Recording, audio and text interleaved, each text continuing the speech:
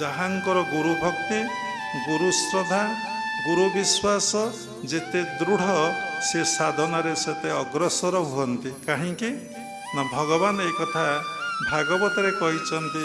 କ'ଣ କହିଛନ୍ତି ନା ମୁହିଁ ବସଇ ଗୁରୁ ଦେହେ ମୋତୁ ଗୁରୁ ଭିନ୍ନ ନୁହେଁ ଏଘେନି ଗୁରୁ ଭଗବାନ ସେ ନୁହନ୍ତି ମନୁଷ୍ୟ ସମାନ।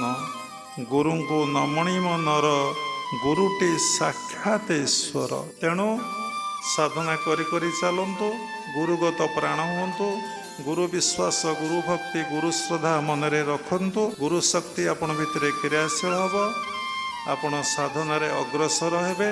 ତେଣୁ ନିଜକୁ ସବୁବେଳେ ପ୍ରସ୍ତୁତ କରନ୍ତୁ, ନିଜକୁ ପ୍ରତ୍ୟେକଟି ମୁହୂର୍ତ୍ତରେ ନୂଆ କରି ଗଢ଼ି ତୋଳନ୍ତୁ।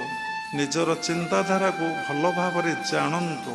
ମୋ ଭିତରେ କି ଚିନ୍ତା କି ଭାବନା ହିଁ ମୋ ଭିତରେ ଆସୁଛି।